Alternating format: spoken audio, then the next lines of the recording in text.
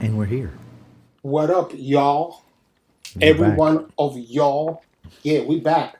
Like Michael Jordan after he played Like baseball. like program television. Remember that? I don't think a lot of people remember that.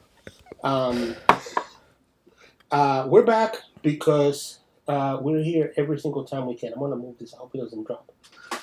And we're here for one reason and one reason alone. Yo. To talk to you about all the nerd shit that's popping. Because this is PopNerdom. Yes, it is. This is your boy, Six. Your boy Hanz. Yeah. Look at him. And we this is what we do. We talk about all the nerd shit popping. And Today we're getting into the finale. Oh, hell yeah. I'm going to ask you, before we get into anything, what I'm going to ask of everybody is hit like, subscribe, hit the little bell, so we can all be happy. I'm going to wait And tell a until you friend do to it. tell a friend. Yeah, do that too. I'm going to wait. Okay, you did. Right. Anyways. Thank you. Thank you. Yeah, let's talk about the finale of the show that has been fucking killing it. The Boys by Amazon. Yo, I didn't even know this was the finale. We were still under the impression that it was 9 episodes, yo. Really? Yeah, at least I was. I was under the impression that it was 10 episodes. So there you go. That shows you how fucking lost we all were. Because I really thought we were missing. I mean, it doesn't matter. It's a series, right? But I really thought the way the show was going, it was going to pull the taffy out a little longer. They said, nah, son, we brought everything to this episode. Fuck you. Fuck you, fuck you, fuck you. You're cool. And fuck you, I'm out. We're done. It was fucking fantastic. As a quick feeling review rather than points review, I fucking loved everything about it. It was good. It was funny. There were high stakes everywhere, and shit ended up in a place where, when we get into it, where it's so fucking interesting where it will go from. It left the doors wide open. Oh, brother. I think like you kind of knew, like when first season ended, you kind of knew the room you were gonna be in for the second season. Like this is a whole It's a whole different game. Whole building, different city. Yeah, a whole different game. So, show starts with what I think was one of the most Sacha Baron Cohen things that they've done, which is creating a fear by putting your kids in it and doing what fearmongers do, which is feed on your fears. Feed on your fears about your children. I think this episode, the overarching feeling of this episode was children, and what it means to be somebody's child, what it means to be somebody's parent, what it means to have responsibilities. And it definitely gives you the point right when it starts, when it shows you this fear of supervillains and showing the teacher pulling out a gun, putting bullets in it. You know what I'm saying? It's the same thing, by the way, like they did with the last episode with the guy playing the music. You know what I mean? But what is important about it is that it's the same thing that happens, that people wish happened in the States about weapons. Oh, yeah. And that's the one thing that we kind of forgotten about that because 2020 has been so fucking crazy. But let's not forget how many children have been shot in schools. Mm-hmm. So many schools have been shot that I work in news and I didn't know there were over 100 and something school shootings last year. And I work in news. There were so many shootings in school last year. Couldn't cover them all. That they just made it local. Like, unless it happens in your city, you won't know about it, yo. So I think it's insane that they go that route. I think it was fantastic that I grabbed that front to go under, because fucking hell, what a great visual. What an amazing way. my favorite thing about this show is that, yeah, it's a superhero show, but all these threats, they're very, like, they can happen in a real way. You know what I'm saying? Society, yeah, it's very society fed, and so that makes for a lot of things matching and you seeing yourself in it. Um,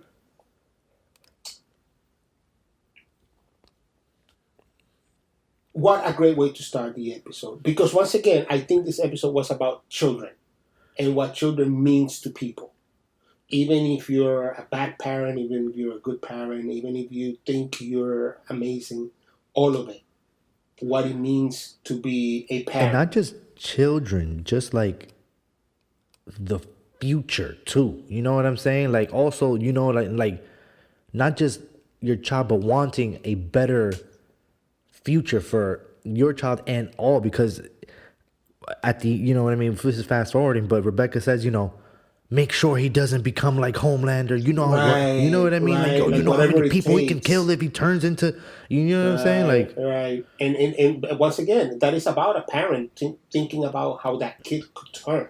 yo, And also skipping a lot ahead, which I think we're going to do a lot because this episode has a lot of set of yeah, payoffs. yo, The fact that Homelander actually thinks that he loves his kid, he actually thinks that, and you can see hurt, you can see pain, you can see concern, confusion. you can see confusion, you can see control, you can see fear.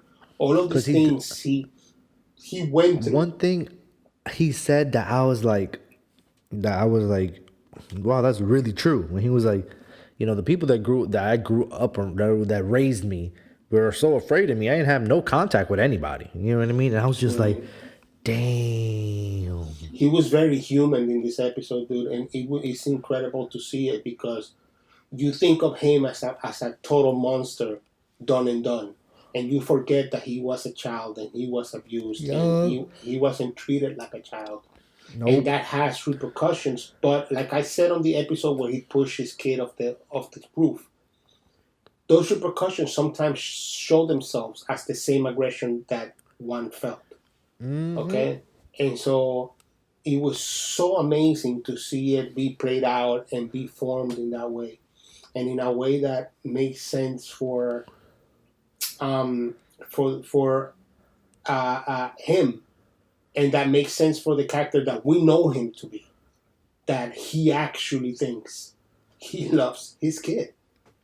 But let's go let's go down the line. So when Huey and Starlight were asking Maeve for their help, bro, I felt Maeve, bro. Holy, she was smoking a cigarette.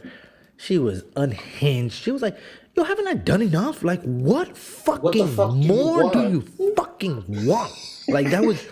And it's good that it happened to the both of them, because both of them are both characters that they're still like, you know, like, oh, just a little, you know what I mean? Like, a little more help, a little more I was gonna say though, before they go to Queen Maeve, there's something that happened when the boys are all talking and she's there and she's like, bro, haven't we tried, when they all are like prepping all these weapons, and Huey's like, so we're gonna kill everybody? And even Starlight was like, bro, haven't we? Yeah, we kind of turned, you know, like, like, didn't we do all the other shit and nothing happened?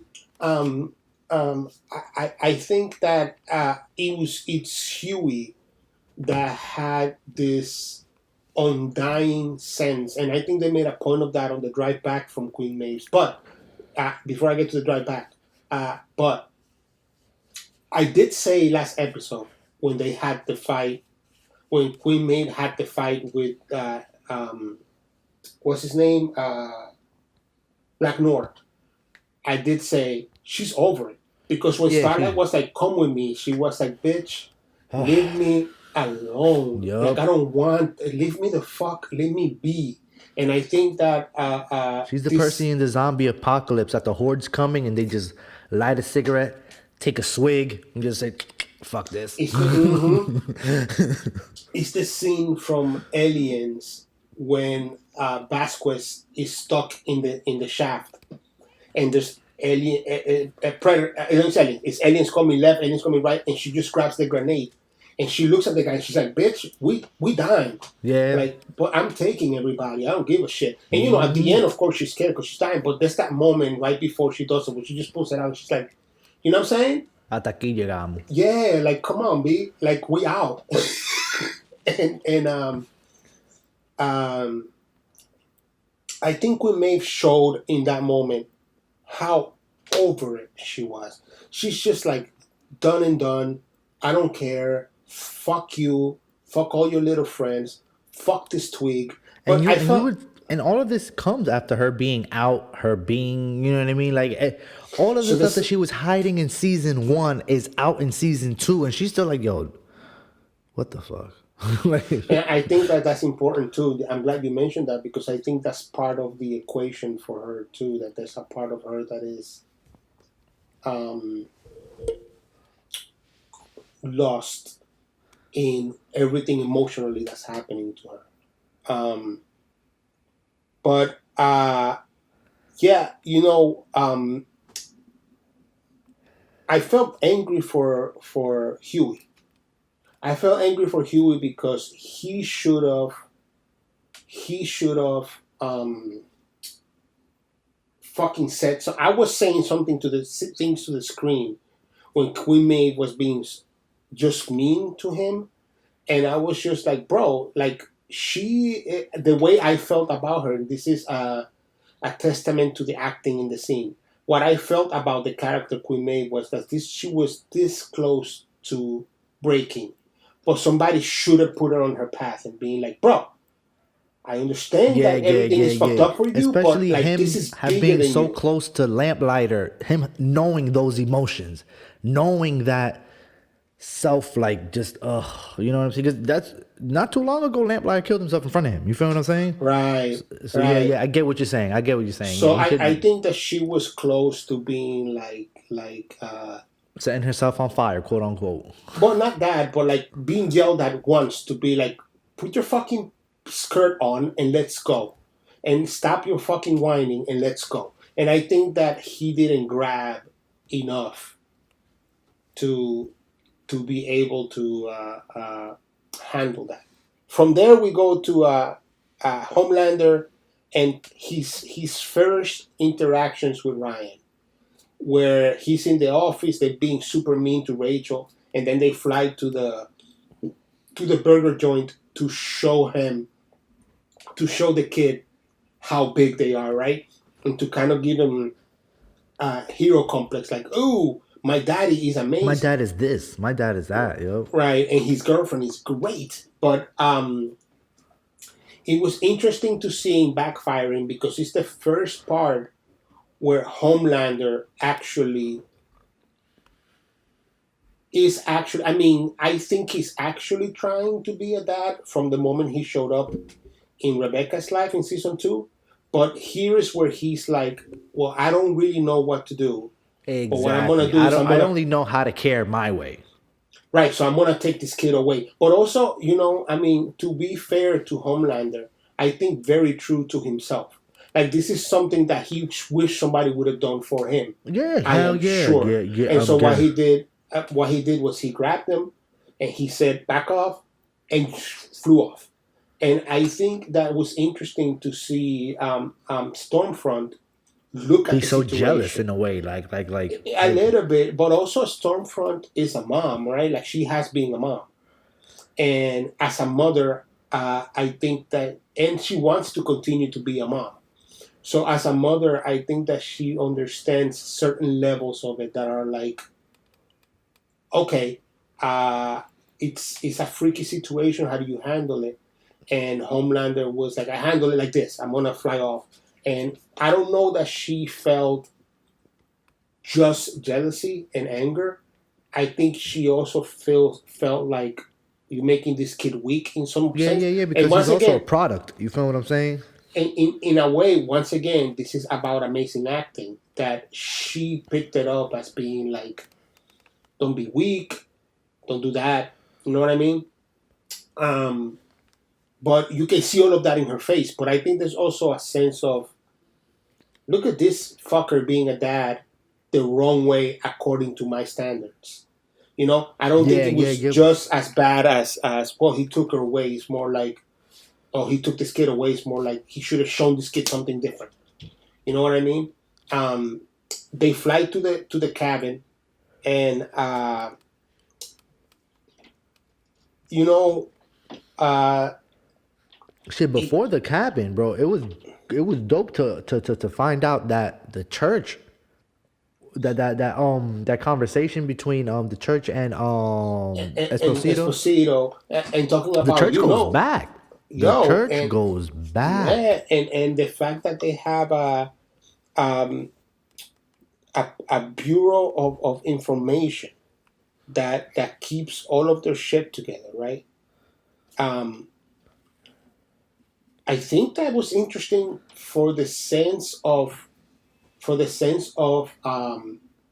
course, it's exposition, right? So he gets away with explaining it, and that's how A-Train gets the information. And of course, and also it prompts them, it puts them up even higher now. You start this episode thinking, yo, damn, the church goes back like that? Shit, they must be more powerful than a motherfucker. Than you think, right? And what are they actually hiding?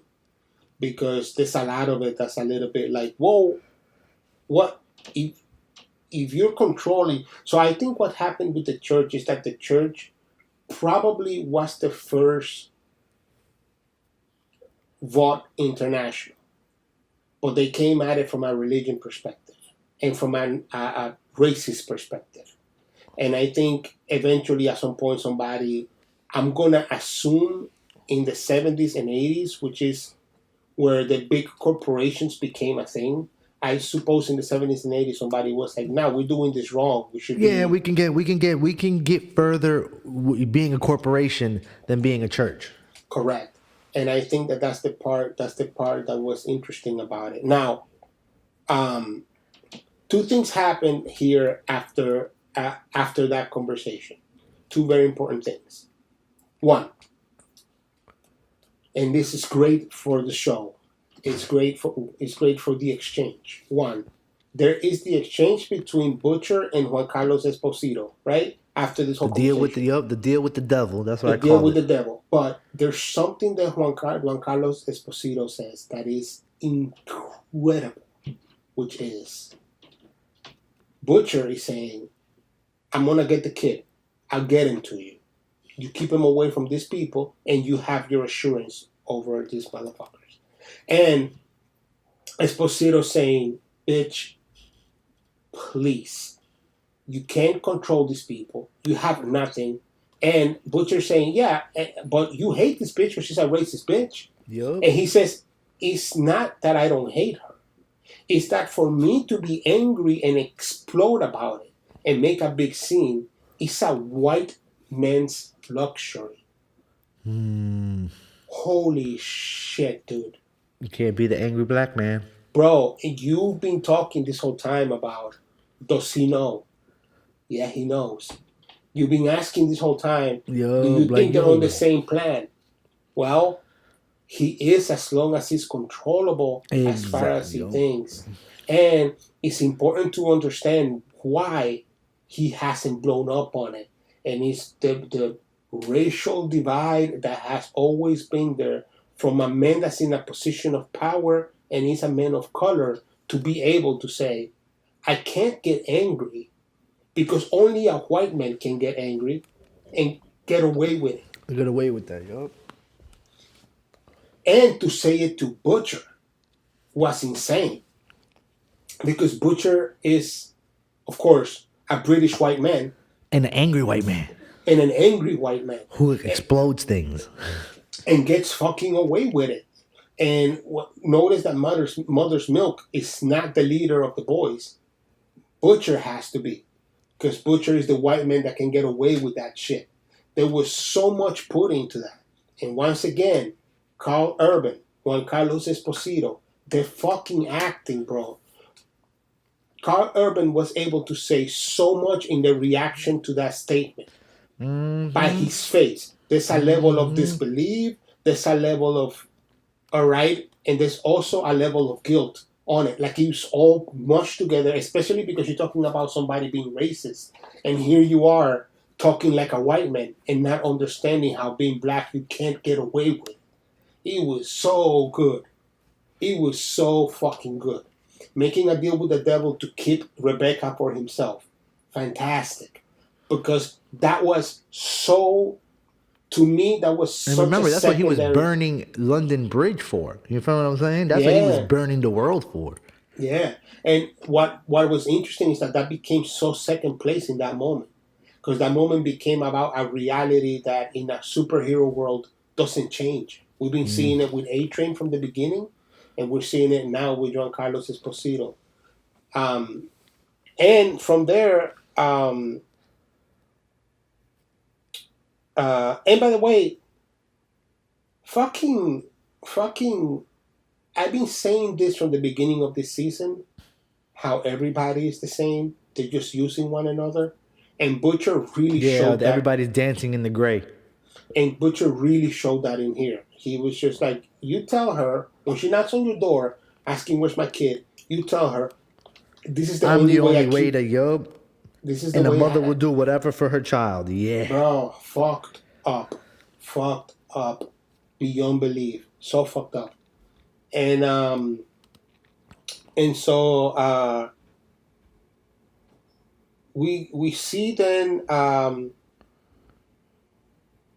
A-Train show up with some paperwork. I laughed so hard. A-Train, not A-Train. You didn't get it from me.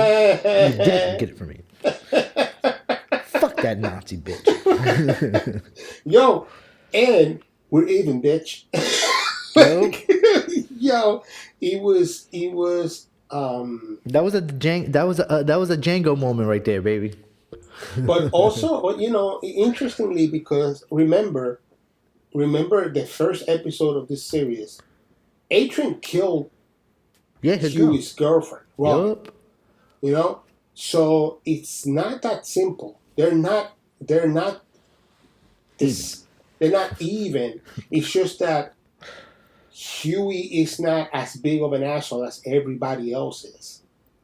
And it shows in this episode a lot, talking about his mama and died, she just left, and why he's so clingy and all this. And he's like, shut the fuck up, kid. I mean, I was very mad at him the whole episode. And, in the comic book, Huey is naive, but he's he's one of those guys that un palomo. Un palomo en lata. So, for those of you that don't understand the very Dominican slang, palomo, a palomo in Dominican Republic is a person who's a pushover. Everyone and anyone will take advantage of. But even if you care for him, you're like, es un palomo. Este palomo, mano. Even to his face. Yep. You'd be like, look, usted es un palomo. So you got to tell him, like, yo, you are a fucking pushover. Come on, I'll fix this for you. But every time you kind of put him down in a kind of way. At least when I was a kid, that's how it was. This was a long time ago when I was a kid. But that's how it was when we were kids. And kids have that. Kids talk that way to each other. They're very honest. Mm-hmm. Although that doesn't die in Dominican Republic. You be 40 and still telling somebody else. They're still too honest. Miren este palomo, coño. So, I was a bit mad at him because I'm like, stand up for yourself, kiddo. Like, stop with the whining. And I'm glad that at the end of the episode, to skip way ahead, he actually does say, like, I need to stop this a little bit. I need to center myself. But you can't. Like, yo, he did that right before the finish line and then went and clinged on. Oh, shit. He said, I'm gonna be a palomo no more, but let me flap my wings real quick. Yep. Fuck. All right. Then we jump to we see once again Homelander being a human being, opening up to his kid, saying things that are very deep to him, that he's probably never said to anyone because he's never had anybody to talk to in this way. And to him, it feels weird to do that. He's like, I cry. He's like, you cry? He's like, yeah. Well, I haven't in a long time. Yeah, because I'm a man. And that just showed that's insecurity is constantly, but it was incredibly important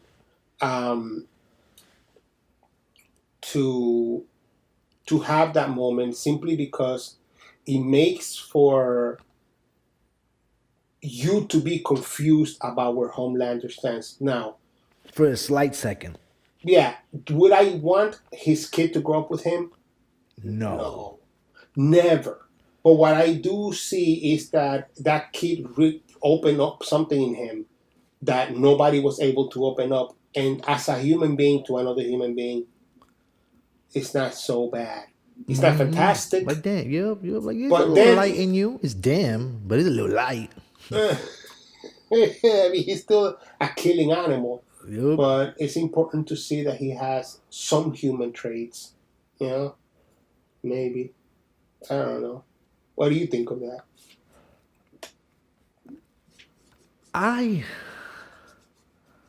He's such a complex guy because, like you said, the whole entire time, you think he's kind of growing feelings for his son, but then at the end of the season, you show it was literally a facade. It was like, Well, it was like when Donald Trump took the pictures with the Bible, and he was and upside down. So, like but that. I think that it's complexity of being a human being, right? Like he is an animal, but understand how he was raised. That's And what I'm- that's it. I'm not- exactly. I'm not making excuses for the man. What I'm saying is when you see how he was raised, what else can you expect but an animal? And that's really all he knows. You know what I'm saying? Right. And even Hitler was a little kid once, right? And again, Hitler grew up to be the animal that he was. But it wasn't just, a baby is not born hating Jews. A baby is just born. You know what I mean? And in the same way, Homelander was given this He didn't ask to be that. right, and he was given this picture of himself being a god. So why wouldn't he? They gave him the powers. They gave him the pseudo responsibility. You feel what I'm saying? Like, yeah, it's Something happened when Butcher is talking to Rebecca, and he's saying, "Oh, I'm gonna go pick up the kid," and everybody's going like, "No, we're going with you." And of course, my favorite line of the whole episode: "Lick my black balls, lick my big black balls." That Yep. MM says. Excuse me, Miss Rebecca. And the reason why I love that the most is Rebecca's reaction was, "Oh, yeah. Yeah, you look like you have a big dick. I'm gonna assume you got big balls." Yeah. And to me, it was so funny. that little exchange was dope because you showed that these people, they do actually like Butcher. You know what I'm saying? But Yeah. and then in the beginning they're like, "Oh, so you're Rebecca." Yo, they're all over her. Everybody was like, "What the fuck?" They're like, "Well, we know Butcher, but we don't know Butcher." You know what I'm And saying? then Like, French is like, I'm close to him. I'm thinking. And then it's like, shut up. They're like children, all of them. Yeah. They're all like children, and he's like their father, legitimately, Dying for attention. bro. And And she says that Huey is good for him. You feel what I'm saying? all of that. But I think what the most important thing that happened, because that exchange happens, is all chopped up. But Yeah. when we get to the point here when they're talking to each other about going, and Butcher tells Rebecca, "You can't come," and she's like, "No, bitch, I'm dying for this kid." I think he had a moment where he realized, oh, that kid is always going to be more important to her than me. Yep, than I am. A. B. She loves that kid as much as I love her. Therefore, she's willing to die for that kid. and there's nothing that I can do to change that for her. You know what I'm saying? Like, I think there was a lot of that was so huge for him to gather information in that little Before exchange. that, everything else was like a calculated move. It wasn't a human move. You feel what I'm saying? Like, he was saying all of that stuff, but he wasn't saying that shit in front of her until Correct. he saw her, Correct. and then he ran that plan in his head. And he was like, "Yo, esto va a estar maduro. This is gonna be a little harder than I thought." I can't do this. And I think he thought easy peasy lemon squeezy, as long as I get away with this, like, who cares? But it's not. And easy also, as peasy. long as we're, and also he thought as long as we have each other, we should be good. And it's like, no, it's not that simple. There's a third. There's a third wheel. Yeah, and by the way, like a tricycle, that's the big wheel in the front. Yes, it's not you. Yes, sir. Yes, sir. It's yes, not you. Is. And so for him to have that moment of awakening, to finally understanding what this kid meant to her, I think was so very important. And it cements. You can tell everybody was shocked because they were like, "That wasn't the plan. That wasn't the plan." Yeah. Like, what? Yeah. But what? I think it was cemented when they went to pick up the kid, and we're gonna get there in a second. But let's talk about this. But it was cemented when they went to pick up the kid, because he saw her interact with that kid, and he understood. He understood. Like I said, all of that shit looked good on paper until you saw it. And by the way, just like Homelander, because by the way, they're all the fucking same. Just like Homelander, all dancing in the gray. To seeing a loving mother, because he loves his mom and his mom loves him, Butcher. But his mom and his dad are an abusive combo. And to see her, maybe he thought, this is what my mom would have been like without my father around, that abusive piece of shit. And I can't have that change right now. I can't have him away from that, because that kid will become me, or worse, he'll become Homelander.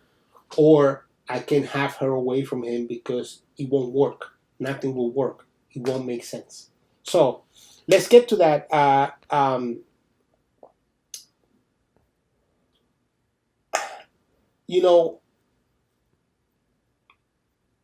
The plan is make some note. First, leak all the information about Stormfront, which was, I didn't think it was going to play off as well as it did. But she always has a strategy. She always has a strategy. Listen, evil people love being evil in the dark. Yeah. People love being evil in the dark, yo. Yeah. But she strategized right away, bro. She was like, people just don't like the word Nazi. Fuck what you heard. I'm here. And people like what I'm saying. They just don't like the word Nazi. Holy shit. What a fucking moment of truth right there, eh? Because look at the America we live in right now. It's the same way how when police lock up 4 or 5 white people planning to take the governor of Michigan, and they call it a militia and they don't call them domestic terrorists, is the same way. Meanwhile, if you're in a Black Lives Matter protest and somebody breaks a window, that's national terrorism. Everybody did it. Everybody threw that rock. Everybody threw that rock. So it's insane to see that picture and reflect it onto your face and being like, yeah, because this episode had a lot of that from Juan Carlos Posito. From Juan Carlos Posito being like, bro, that's a white man's game. To her, before all of that happened, before it leaked, the conversation she was having with Ryan. Well, some people just will try to kill us for the color of our skin, white genocide. You know? That's what I was going to get, exactly the way that you drive a point by twisting it so much in your head that it makes sense to you, and then spewing it with conviction, dude. Spewing it with conviction. And then, but that's the scary part about the social media age, and you see how they use social media. Yo, I watched that documentary on Netflix. I don't know if you watched it. And it makes so much sense. Yeah, yo, that's why you have to fuck with your algorithm. Follow a right-winger just to throw it off. Yeah. Because, yo, It will keep you in your bubble. And that's what they're trying to do with Brian. Keep him in this ignorant bubble. Everybody's trying to get us. Ooh, but what we do is right. Everything we do is right. Everything everybody else does is wrong. No. Don't look over there. Don't have those conversations with them. No. They're not human. Bruh. Yeah. Insanity, bro. And the fact they're right that she comes back when they're trying to get away with the kid. She flips the car and she comes back and they're like, "You Nazi bitch." And her response is, "People love what I'm saying. I already said it twice. But they just don't like the word Nazi." Doesn't make a difference. You're selling the same propaganda and you're changing the name. And it doesn't make a fucking difference. And it's the point that she made. That nothing's fucking changed. And for a character that's 100 years old, and understandably this is fiction, but if you're writing a fictional character that's 100 years old, and you're going to look at history and eat it and consume it, and then say, ain't shit changed for a character that's lived it, it's definitely ain't shit changed. Yep. Nothing has changed. She comes down, she says that shit, and then we proceed to have a two-way beating of her by the female and Starlight. That started off as a two-way beating. So it's the first and only time. Good on paper. It's the first and only time I've seen Starlight being worth her weight in salt. Nah, Yvette was like, Yvette laughs at her, Yo, my girl chuckles at Starlight, bro. Like, she chuckles at you. She was just, but she did something. She tried. Nah, bro, come on. The first push of energy that she gave Stormfront legitimately pushed her off. Like, legit. It was like, oh. And I think it's because Stormfront really underestimated her, too. But I think that there is something about these powers that was made clear in this episode when they're talking to Ryan about having anger to use the fire out of his eyes. They're emotion-based. It's emotion-based. And I think when Starlight is a very goody-goody two-shoes. But at this fight, she was not a very, very goody two-shoes. And I think she let it out, and I think she did some harm. Not only by the punching, which obviously she did, because she punched a couple teeth out of that bitch. But the actual force of light and all that, it kind of paid off a little bit. It was fun to see that she actually broke out. I was cheering for her. I felt very, very happy proud that she actually did something with her powers that we never get to see because she barely does anything. She's very careful of the people that she uses her powers with. That's another thing. That she's using it against a superpowered person. And now she's like, fuck that. You make fun of my powers already. I'm going to show you I can do something. And I think almost being killed by Black Noir showed her that she got to fight back. Yeah. And I think that she was like, fuck that, man. I'm going to push you with my beam of light. It's a dog-eat-dog world. Now, can we admit we know nothing about the female's powers? Well, you know what? We don't. You know what I mean? Like, bro, when they cracked it, Yvette was like, oh my gosh, she died. I was like, she ain't dead. I thought, this is my thing. Because the show is so different from the comic book, I felt like, oh, they gave me something that I wasn't expecting. They killed the female. And I'm already making calculations in my head, like, well, let me see who's gonna come and stop this, or Starlight is gonna lose her cool and she's gonna kill her. I'm thinking what's gonna happen, and then Starlight's gonna take the female's place. But what ends up happening is, Queen Maeve says, "Hey, Kraut." Yep. And then comes the most satisfying beating in the history of beatings. This is what I love about this fucking show. This is why I got so offended when my friend said this was a superhero show. I said, no, that was none superhero about that beating. That is a real life beating, bro. That was no superhero beating. That's a real life. Hey, yo, she touched me. Let's beat her. You know what, bruh? I seen Yo, beatings like that in high school, bro. You know hells what I'm saying? That's yeah, a bro. real life Hells beating, yo. I yeah. love how they zoom, zoom, zoom, zoom, zoom, zoom, zoom, There's zoom. no flying. Fuck this Yo, nigga. fuck this bitch up. And the only reason this was so satisfying, this is so smart. Nazi bitch. Yes. The moment you made her a Nazi, Yo, all bets are all off. bets are off, yo. All bets are off. And they were kicking her, literally saying, Yo, "You Nazi dog, I bitch." seen shit like that in the hood, bro. That's a hood beating. That's a hood beating, bro. That's a hood beating, yo. Yo, that was a legit high school in Harlem.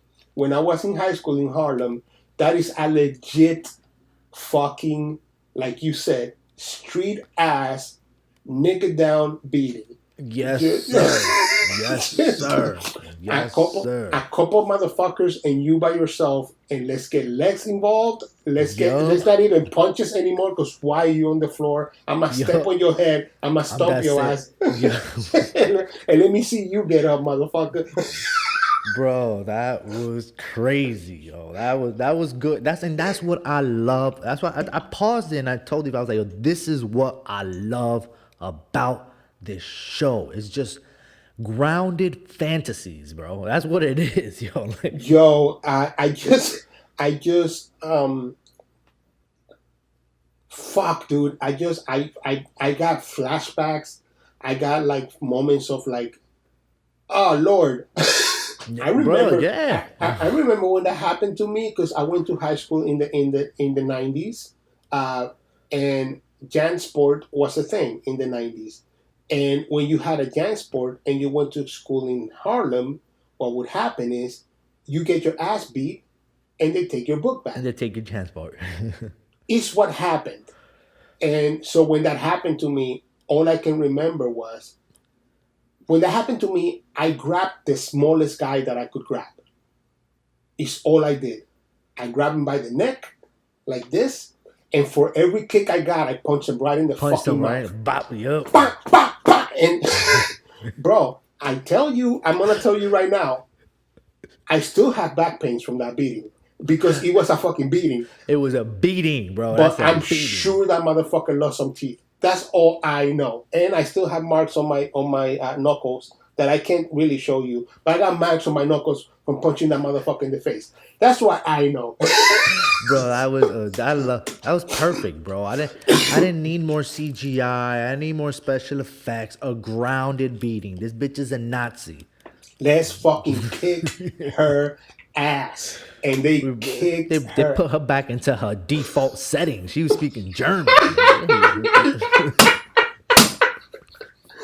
Then, to be even more satisfying, and this leads into the next thing. Then she flies off and finds Rebecca and Butcher and the kid.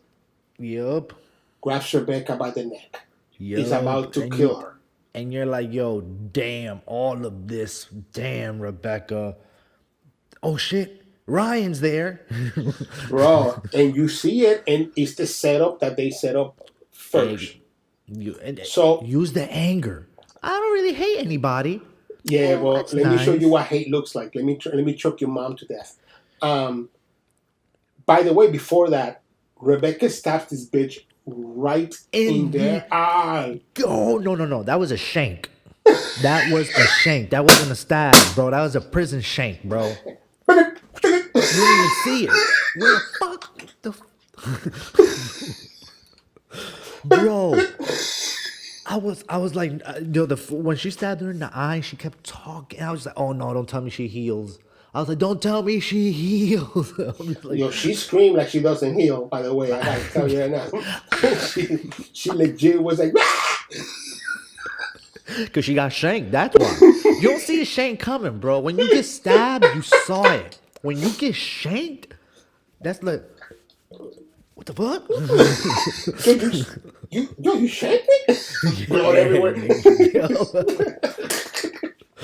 Yeah, man, that was a shanking.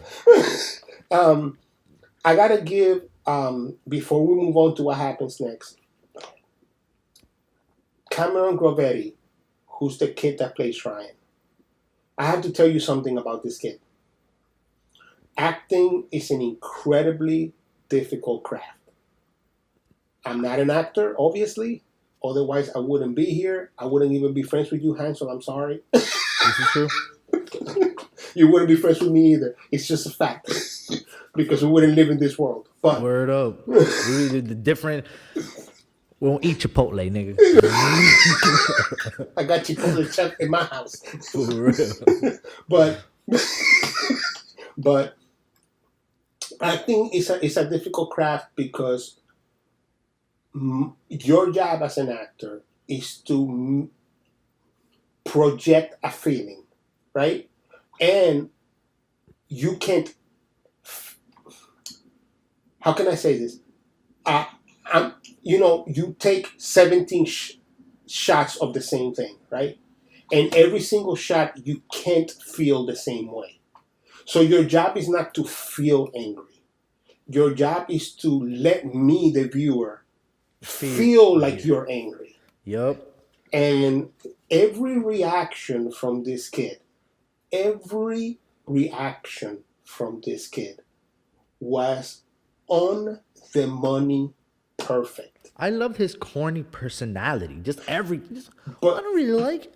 Well, I have to do homework. My mom says. but I love it. Like is that he is a actual child and understand that he's against a guy wearing a cape and against a motherfucker with a machine gun and people acting violently, and he's still acting like a child.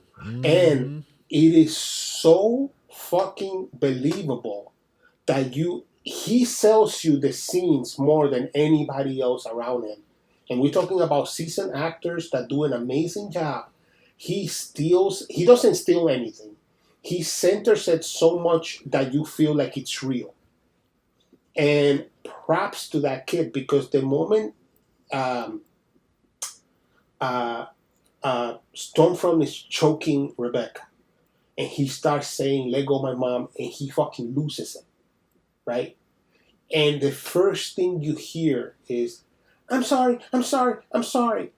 It's legitimately what a kid would be doing. Brother, it was insanity. But I have a question to ask you. He burns the fuck out of Stormfront. But in the process, by pushing her with the burning, she rips Rebecca's neck out. So she's dying. She says to Butcher, "You gotta promise me that you're gonna protect my kid." Yo, she got a lot of words out. Yeah, a lot. Like she lot of words out. She did a whole Shakespeare play. Monologue and everything, bro. Everything. She did it all at one woman show of Romeo and Juliet. And one breath. It's a one breath show, nigga.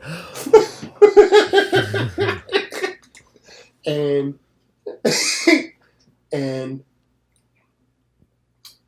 wow, if Butcher didn't just grab a piece of metal. Do you think, because he had like a crowbar, and she dies, and she says, "Please take care of my kid," and he's fucking done, and you can say, like, he's crying, dude. Butcher is actually crying. And do you think Homelander saved that kid by appearing? Because I saw this episode twice. And both times this is what happened. "Oh, Butcher, don't do it." He grabs the crowbar, and I'm like, "What are you doing?" And then he shows up, and for a second, I wanted to believe that he was trying to protect the kid, but I knew both times I watched the episode that he was going to kill that kid. Yeah, he was going to kill the kid. And look how your terror can save you, because everybody dances in the gray. Bro. The terror that is Homelander, yo papa, actually saved your ass right now. Because Butcher was gonna motherfucking murk you. Bro. Um,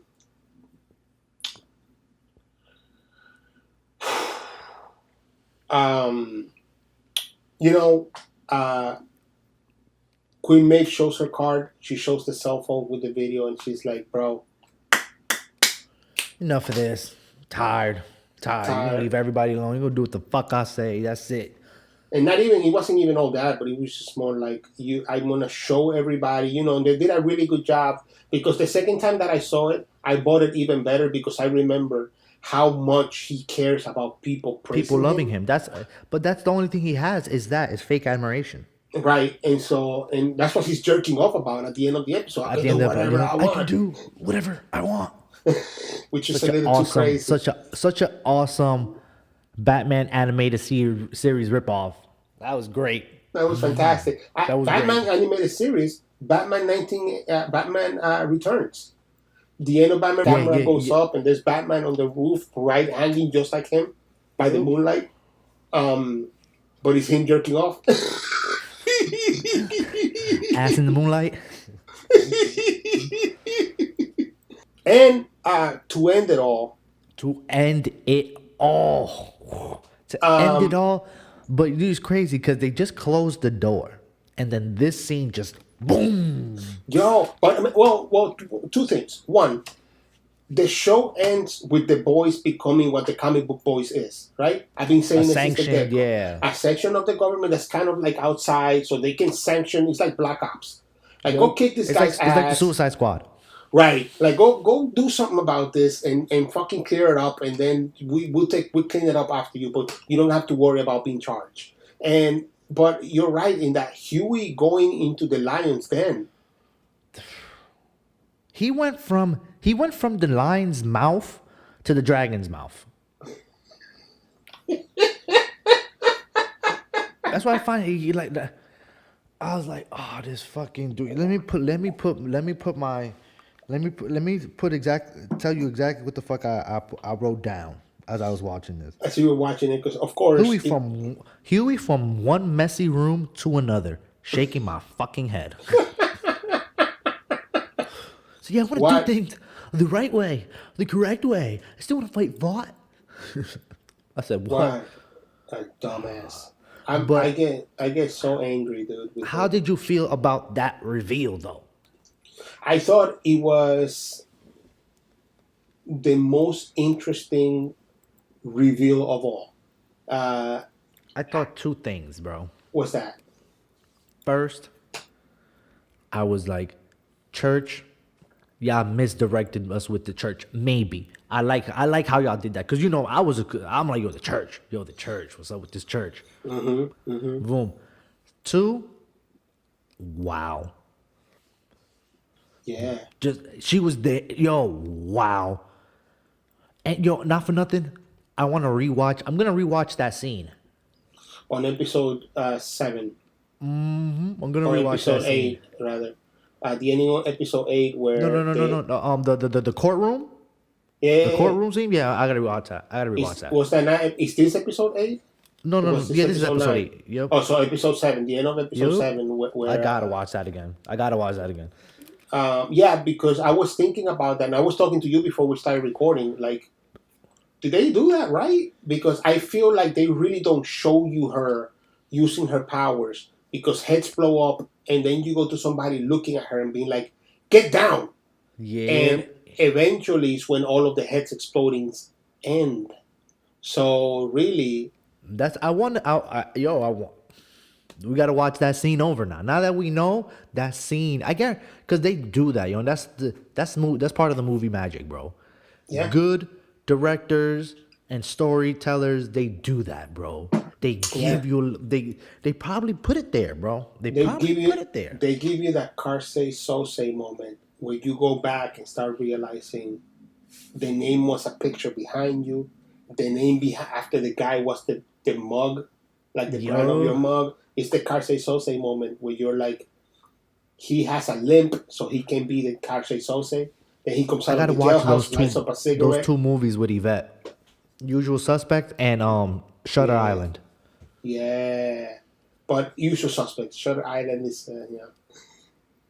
Have you seen it before? Yeah, I seen it. Yeah, Shutter Island. I didn't like Shutter Island, but I was young, very young. Well, You understand what I'm gonna save you some time. You're not gonna like Shutter. Won't like it again? Nope. Just because you grew up, it ain't not gonna change shit. It's not a great Still movie. ass, nigga. Now, It still made the way it was made, nigga. right, right. Your perspective is not gonna change that. You know what I'm saying? It was still made that way. Having her be the killer really made it interesting because of what the position that she holds now. And her conversation with the church, and it's just like left is a cliffhanger that's not a cliffhanger. It's not. It's not. You know what it's not. You know what I mean? But it just makes you think like, this is what I thought. How many of them are there? Just hanging out in the world. Just hanging out. Because remember, just because you get compound B doesn't mean you get powers. But just because you haven't shown up your powers doesn't mean you don't have them. Have them, exactly. And just because you got compound B does not mean you got it from Vought. Bro, that's right.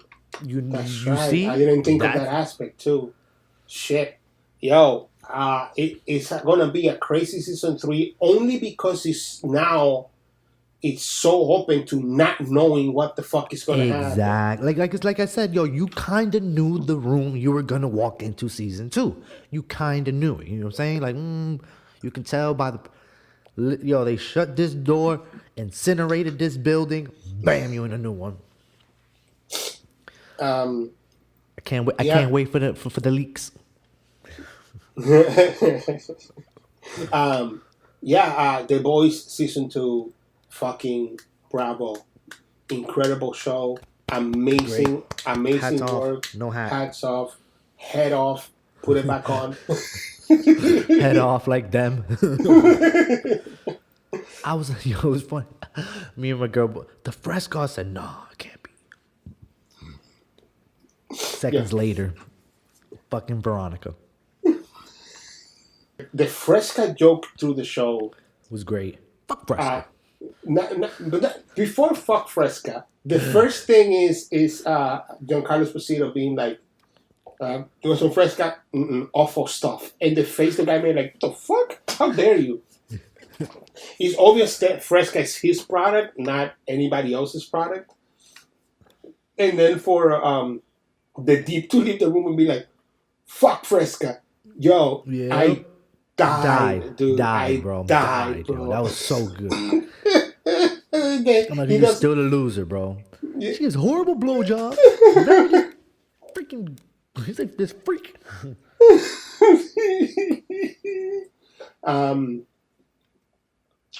Yeah, man.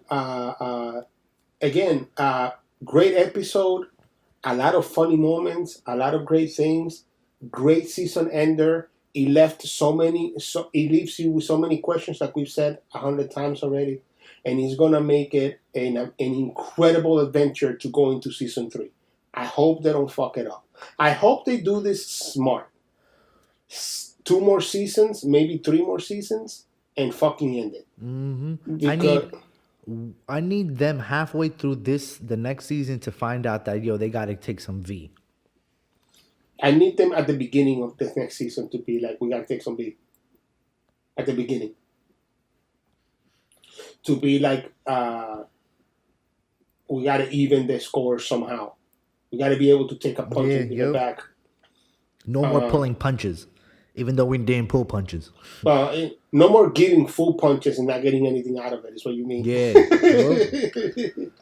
And just like in the comic book, make it watered down so that it's more like it gives you the strength to be able to hold a punch and to punch back and it hurts.